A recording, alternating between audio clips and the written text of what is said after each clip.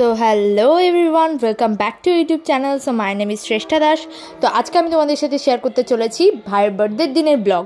So এই দিন ছিল 11 এপ্রিল ছিল ভাইয়ের বার্থডে। তো আজকে আমরা যেহেতু প্রত্যেক বছরই যাই, তো তেমনই আমরা এই বছরও যাচ্ছি পুজো দিতে গুমা চাকলা মন্দির। তো আমি জানি না যে তোমরা শুনেছো কিনা নামটা, কিন্তু খুবই ভালো মন্দিরটা শুনেছি। তো আমরা এই যে গুমা স্টেশনে চলে আসলাম ট্রেনে করে, এবং টিকিট কাউন্টারের নিচে কিন্তু টোটো পাওয়া যায়। তো ওখানে গিয়ে তোমরা বলবে যে চাকলা মন্দির যাব, তো ওখানে কিন্তু তোমাদেরকে পৌঁছে দেবে।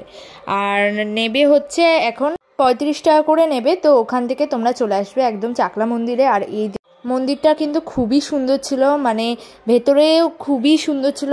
আর সেই দিন একটু প্রচণ্ড গরম ছিল, তো তবুও মন্দিরের ভেতরে গেলে কিন্তু তবুও ঠান্ডা ঠান্ডা একটু লাগছিলো, কারণ ওখানে ফ্যান ট্যান ছিল, তো তার জন্যই। আর এই যে আমরা যাচ্ছি, আর এইখানে দেখতেই পাচ্ছ, এখানে কিন্তু তোমরা ওখান থেকে কিন্তু ডালা কিন্তু নিয়ে নিতে পারো, ঠিক আছে? খুবই কম টাকায় পেয়ে যাবে ডালা। এখানে আমরা বসে বসে সবাই পুজো টুজো দিচ্ছিলাম, এই যে দেখতেই পাচ্ছ। তো এবারে কিন্তু এই যেই ডালার ভেতরে যে ধূপ আর মোমবাতিগুলো দেয়, তো ওগুলো কিন্তু জ্বালাতে আমরা কিন্তু যাচ্ছিলাম। আর তোমাদেরকে বলে দিই, ওখানে গেলে কিন্তু দেশলাইটা অবভিয়াসলি নিয়েই যেও, কারণ ওখানে দেশলাই পাওয়া যায় না এমনই, মানে ডালার ভেতরে করেও দেয়নি, তো তার জন্য। আর এটা হচ্ছে আসল মন্দির। তো এখানে দেখো কত সুন্দর লাগছে না মন্দিরটা, ভেতর দিক থেকেও তোমাদের সাথে শেয়ার করছি। তো এই যে দেখতেই পাচ্ছ কত সুন্দর, এটা হচ্ছে লোকনাথ বাবার মন্দির।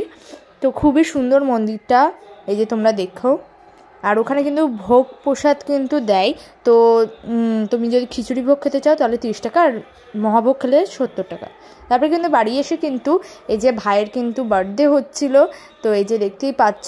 তো এই যে খাচ্ছে ভাই, আর এরপরেও কেকও কাটবে, মানে এত দুষ্টুমি করছিল, মানে কি বলবো, আমি তো হেসে হেসে পাগল হয়ে যাচ্ছিলাম।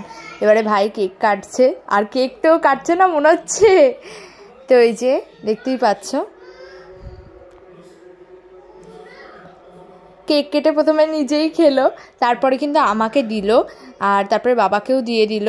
আর এরপরে কিন্তু আমরা একটু বেরিয়েছিলাম হচ্ছে রাত্রেবেলার ডিনারটা বাইরে থেকে কমপ্লিট করব। তো আমরা প্রথমে ভাবছিলাম যে ডিবাবি বিরিয়ানিতে যাব, কিন্তু ওখানে কিন্তু যাইনি। তারপরে B3 কাছে আছে, B3তেই যাই। তো এই যে আমরা চলে এসেছি, এখান থেকে খাওয়া দাওয়া করে এখন আমরা বাড়ি যাব। তো নেক্সট ব্লগে তোমাদের সাথে দেখা হচ্ছে, টাটা।